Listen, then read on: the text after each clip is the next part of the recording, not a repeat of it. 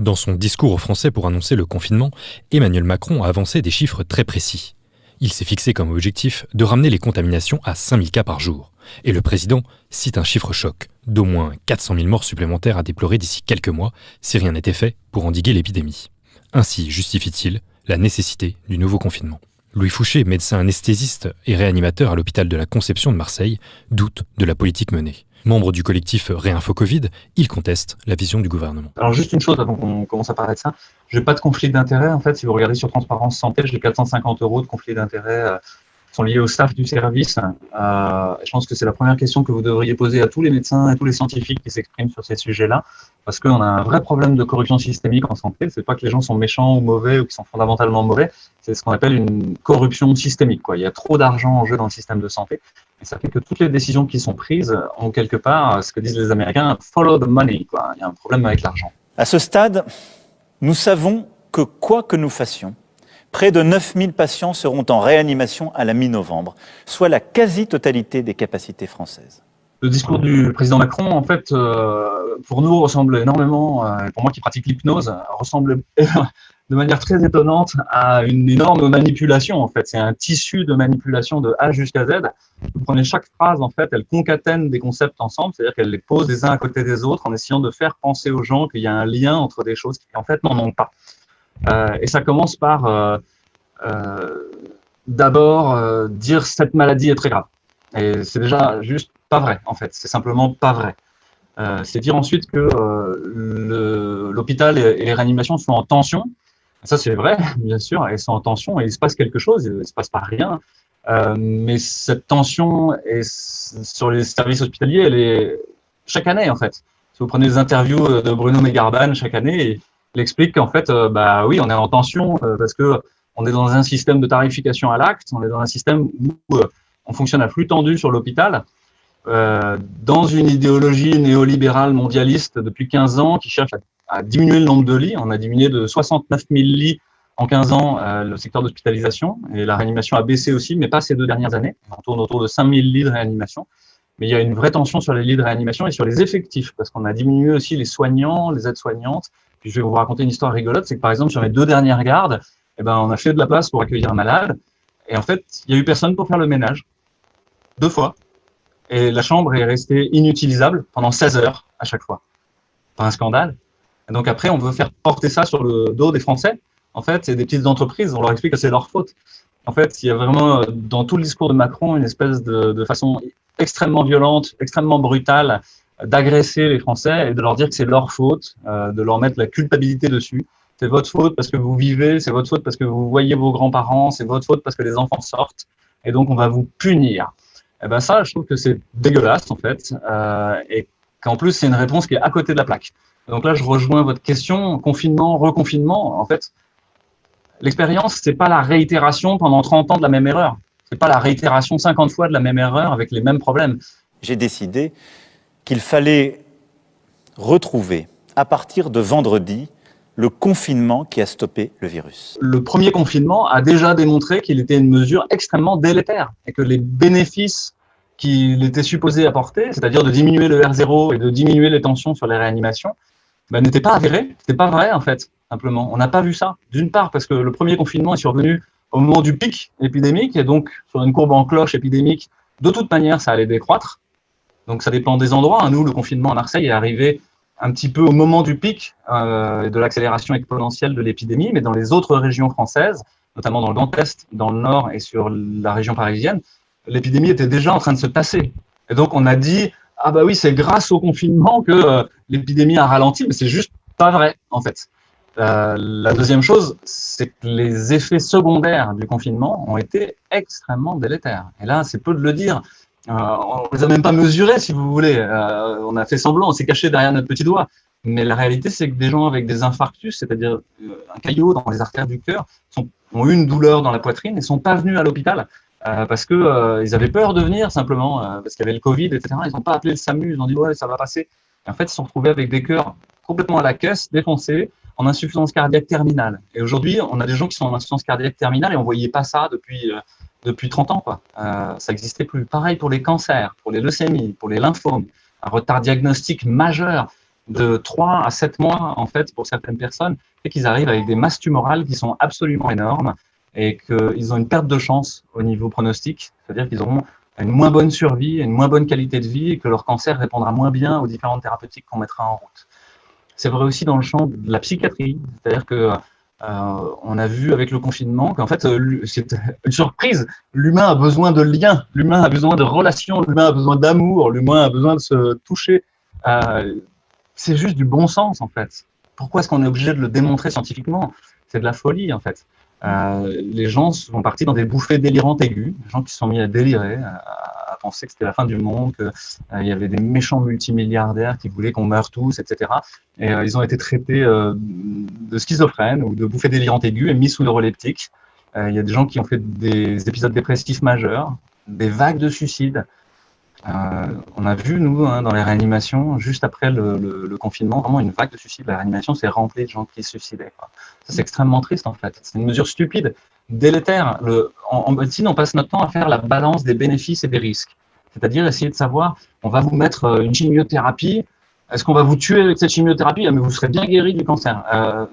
Dans ce cas-là, c'est idiot, en fait. Et il y a un principe en médecine qui est enseigné dès la première année aux étudiants qui s'appelle primum non nocere.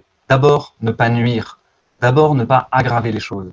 Et ben là, sur ce confinement, d'une part, je vous ai dit que les bénéfices du premier étaient absolument pas prouvés, en fait, que les maléfices, en revanche, les risques étaient, eux, insuffisamment mesurés, mais étaient déjà complètement évidents.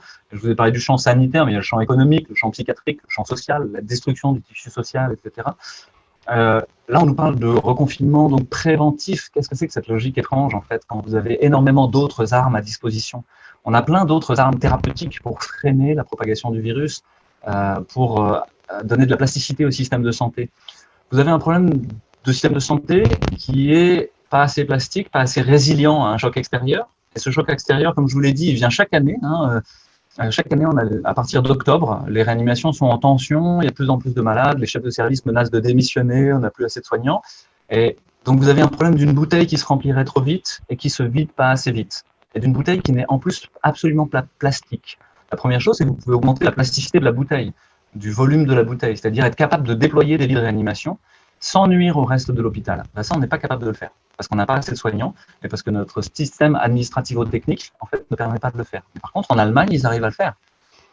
Et en vrai, c'est pas un problème. Quant à la piste de l'augmentation de nos capacités de réanimation, que certains évoquent comme une piste qui nous permettrait de ne pas prendre des mesures difficiles aujourd'hui. Quand Macron dit qu'on ne peut pas recruter des gens, c'est faux. Il y a 3 semaines, l'hôpital européen à Marseille a ouvert 25 lits de réanimation Covid en 3 jours. Parce qu'il y a mis les sous. Et il a trouvé les infirmiers, il a trouvé les aides-soignants, il a trouvé les soignants pour le faire. Si vous mettez le prix, vous trouverez les gens. À très court terme, cela signifie le tri entre les patients à l'hôpital.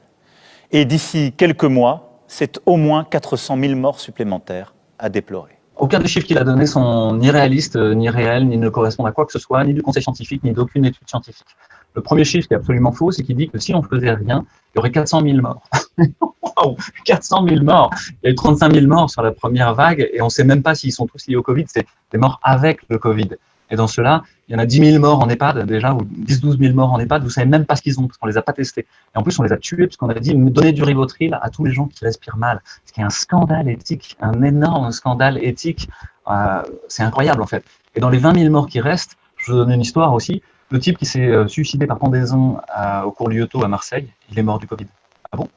Mais si, statistiquement, il est mort du Covid. Donc c'est pareil, cette histoire de façon de comment on compte. Alors là je vous parle des morts. Donc 400 000 morts, ça n'a aucun sens. Ce ne serait pas du tout ça qui se passe si on fait rien. On a l'exemple de la Suède sur le premier confinement, c'est pas du tout ce qui s'est passé, et à la fin, ils auront moins de morts que nous. L'autre chose, c'est que sur ces morts, on passe son temps à faire peur aux gens, mais la réalité de la surmortalité sur 2020, pour le moment, n'est pas avérée. Il n'y a pas de surmortalité liée au virus SARS-CoV-2 et à la Covid-19. Donc, en fait, c'est pas grave, quoi. Donc, il faut rassurer les gens. La troisième chose, c'est que les gens qui décèdent, en fait, sont des gens qui étaient parfois très âgés, en fait, avec de très nombreuses comorbidités, et qui, s'ils n'étaient pas morts de la Covid-19, seraient peut-être morts de la grippe un mois plus tard, ou 2 semaines plus tard, ou peut-être morts d'encore autre chose, ou d'une décompensation de leur pathologie chronique. Donc c'est juste pas vrai, en fait. C'est pas vrai. Notre objectif à terme est simple, réduire très fortement les contaminations et passer de 40 000 contaminations par jour à 5 000, ralentir significativement le rythme des entrées à l'hôpital et en réanimation. Et sur ce chiffre de 5000 cas, je voudrais mettre de la sémantique, parce que le travail majeur du gouvernement et de la communication médiatique mainstream, c'est de brouiller votre cerveau par des concepts faux et par un brouillage sémantique.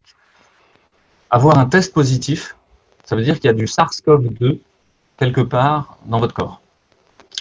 La question de savoir combien il y en a est absolument essentielle. Et ça, c'est la notion des CT. On pourrait revenir dessus un petit peu plus avant, mais c'est quand est-ce que la PCR qui donne l'amplification se met à partir en exponentielle et montrer « Ah, là, ça y est, ça commence à avoir beaucoup de matériel viral ».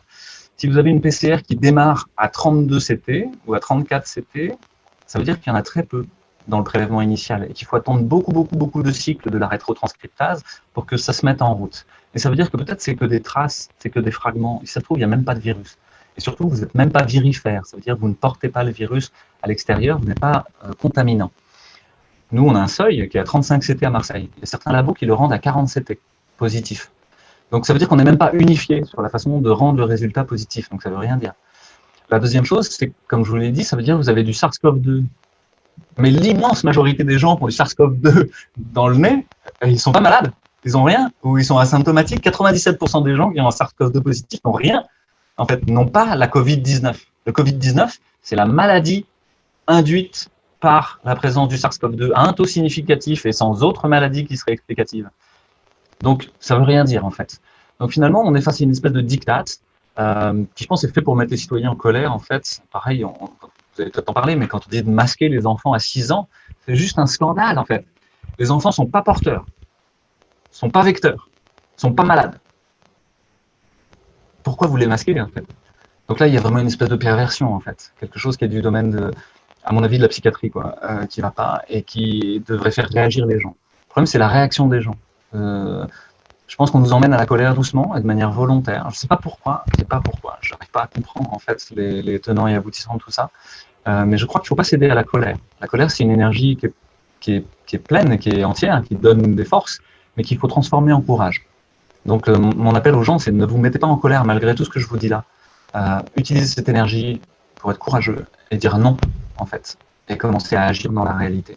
Si nous ne donnons pas aujourd'hui un coup de frein brutal aux contaminations, nos hôpitaux seront très vite saturés. Sur la réanimation, je peux aussi vous dire quelque chose, c'est que dans les malades qui sont en réanimation, il y en a un certain nombre, on sait qui sont les malades graves.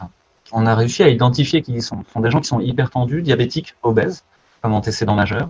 Et ceux-là font une forme grave où ils ont du virus, puis le virus s'amende, on ne le retrouve plus, puis ils ont une phase inflammatoire d'orage cytokinique, et en même temps que cette phase inflammatoire, ils ont une atteinte du poumon assez sévère. Ils ont besoin de beaucoup d'oxygène surtout, et d'anticoagulants parce qu'ils sont à risque de faire des thromboses, des petits caillots. Mais ceux-là s'en sortent bien. Et pour un grand nombre d'entre eux, en 10-15 jours, finalement, ça passe. Et puis, vous avez d'autres patients qui, eux, sont immunodéprimés, ont un cancer, un lymphome, une leucémie, ou des maladies, des comorbidités, c'est-à-dire plein d'antécédents autres, des cancers guéris, mais très fatigués, dénutris, ou des choses comme ça. Et ceux-là n'arrêtent pas de produire du virus, et dans le même temps, alors qu'ils ont encore du virus, ont la phase inflammatoire. Et eux ont besoin de beaucoup d'oxygène, et ont en plus un autre virage dans leur maladie, c'est une surinfection bactérienne. C'est-à-dire qu'il y a une bactérie qui vient se mettre en plus, et qui là abîme encore plus le poumon, et fait qu'il bascule dans la gravité. En fait, on peut faire des préventions ciblées. Vous disiez, on cherche à éviter que le R0 et la tension sur les RR. On les connaît, ces malades-là. Et en général, ils consultent aux urgences ou chez leur généraliste 10 jours avant d'arriver à l'hôpital parce qu'ils ont eu de la fièvre, une agueusie, une anosmie et qu'ils sont fatigués. Pour le moment, le gouvernement français a interdit qu'on leur prescrive un médicament. C'est aberrant. Il y a un médicament qui s'appelle l'hydroxychloroquine, le Zithromax et le zinc, qui sont très peu risqués et dont le bénéfice potentiel est très grand. Il faut le faire, en fait. La balance bénéfice-risque, c'est qu'il faut le faire. Il ne faut surtout pas interdire aux médecins de le faire, au contraire. Par contre, on essaie de vous fourguer du remdesivir, qui est un médicament fait par Gilead Sciences, qui lui est extrêmement toxique. Et là, on vous dit, vous pouvez le donner gratos à l'hôpital. C'est un scandale. C'est un scandale. Aux personnes à risque, aux plus vulnérables, aux personnes âgées de plus de 70 ans, je demande une vigilance accrue. Moins de réunions avec la famille, avec les amis, même si c'est un crève-cœur.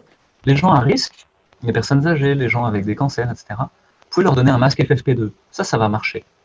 Et leur dire de bien se laver les mains, et de sortir, de voir des gens, de ne pas se distancier socialement, de se distancier physiquement. Mais de rester en lien au contraire. Parce que sinon, ils vont décliner très très vite et avoir une santé qui va s'aggraver très rapidement. De faire de l'exercice physique. Le syndicat des médecins du sport a dit, même pendant le confinement, continuez à faire l'exercice, sortez, vivez votre vie, sinon vous allez être malade en fait. Donc, il y a des choses à faire comme ça. Mettre des masques FFP2 aux gens qui sont fragiles et arrêter d'emmerder les autres. Les laisser tranquilles, les laisser vivre leur vie, les laisser faire leur boulot, ne pas détruire le système pour ça. Et arrêter de leur faire peur surtout, parce que c'est complètement irréaliste. La réalité, c'est pas une maladie dont il faut avoir peur, c'est une maladie qu'il faut prendre en charge de manière pragmatique. Et la troisième chose, c'est de laisser prescrire l'hydroxychloroquine, le Zithromax et le zinc. Donc ça, je pense que déjà, si vous faites ça, vous allez voir que vous allez diminuer la tension sur l'hôpital et sur les réanimations. Les soignants à l'hôpital jouent évidemment dans ce contexte un rôle essentiel, mais nous avons besoin des médecins de ville, des infirmiers, des pharmaciens, de tous les acteurs du médico-social. Il y a deux éléments dans la perte de chance des malades pendant la première vague. C'est d'une part la peur des patients de venir. Simplement, ils ne sont pas venus, ils n'ont pas consulté, ils n'ont pas écouté leur corps, ils n'ont pas écouté leurs symptômes et leur détresse parce qu'ils avaient peur du Covid. Ça, je pense que c'est toujours là. Je pense que les gens ils ont peur. Et donc, il faut vraiment soigner la peur des gens avec beaucoup d'empathie, beaucoup de douceur. Vous ne pouvez pas les secouer trop brutalement et leur dire non, mais ça va, en fait, on va survivre à cette histoire. Donc, il faut y aller mollo et juste les rassurer, je pense, vraiment beaucoup. Et puis, pas trop à coup de chiffres. Parce que si je vous donne les chiffres de PACA, là, ça va. Hein. Enfin, on est entre 3 et 9 morts par jour sur un bassin de 5 millions d'habitants. Bon, ça va, en fait. Hein. Et puis la deuxième chose, c'est l'impact de la tension hospitalière et réanimatoire et des urgences sur l'activité de l'hôpital en lui-même. Parce que finalement, si vous veniez dans les hôpitaux en mars, vous voyez des hôpitaux vides, et des réanimations pleines, des urgences pleines, et des services Covid pleins. Parce qu'en fait, on n'avait pas assez de soignants, et qu'on a pris les soignants, par exemple des blocs opératoires, pour les mettre dans les services de réanimation. Ça, ce problème-là, il n'a pas du tout été résolu. C'est-à-dire qu'aujourd'hui, si nous, on veut monter en volume notre bouteille dont je vous parlais tout à l'heure, si je veux monter le nombre de lits, je suis obligé d'aller prendre des soignants au bloc opératoire ou dans d'autres services. Et donc de déshabiller Paul pour habiller Jacques. Et donc ça fera la même chose. Donc actuellement, on est en train de commencer ce qu'on appelle des déprogrammations chirurgicales. C'est le premier pas vers déprogrammer aussi de la médecine, c'est-à-dire commencer à ne pas faire ce qu'il fallait qu'on fasse d'habitude. L'administration hospitalière, la direction médicale, par exemple, de la science publique, fait tout son effort pour ne pas déprogrammer. Mais la réalité, c'est que petit à petit, il y a une tension et qu'ils n'ont juste pas assez de personnel, pas assez d'argent. Alors, ce n'est pas qu'une affaire d'argent, il y a aussi une affaire organisationnelle. Ce serait un peu long de rentrer dans les détails, mais vous pouvez accélérer le turnover des patients Covid et éviter qu'ils arrivent en réanimation par tout ce que je vous ai dit déjà, mais par le fait de faire des circuits de ville qui marchent bien, des avals d'hospitalisation ou des amont d'hospitalisation qui marchent bien avec les généralistes, avec les infirmières de ville, etc. Et dans ce cas-là, ne pas surcharger l'hôpital. L'autre chose, là, on a reçu une lettre complètement étrange, ça paraîtrait absurde en fait quand je vais vous l'expliquer. Olivier Véran dit qu'il faudrait commencer par arrêter les programmes chirurgicaux ambulatoires. Ambulatoires, c'est les gens qui ne restent pas à l'hôpital, justement. Mais c'est complètement débile. C'est cela qu'il faut garder. L'ambulatoire, ça pose aucun problème. Ça tire moins sur le personnel, ça se passe en ville, les gens, tout va bien, quoi. Après tout, nous réalisons 1,9 million de tests par semaine. Nous sommes l'un des meilleurs pays d'Europe aujourd'hui en la matière. Arrêtez de tester comme ça en population générale, c'est juste complètement aberrant. Vous avez des gens qui sont testés dans l'accueil de l'IHU parfois 3-4 fois dans la même semaine parce qu'ils ont peur. Donc vous ne savez même pas comment interpréter les résultats. Vous ne savez plus qui est le dénominateur, qui est le numérateur. Vous êtes testé quand vous rentrez à l'hôpital, quand vous changez de service, quand vous venez en consultation, il faut que vous ayez un test de moins de 3 jours, quand vous reprenez le boulot, quand vous revenez de vacances ou vous partez de vacances. Qu'est-ce que c'est que ce délire? Donc pareil, vous avancez, il y a 75 000 cas. Ce n'est pas des cas, c'est des tests, c'est une épidémie de tests positifs dont on ne sait pas quoi faire.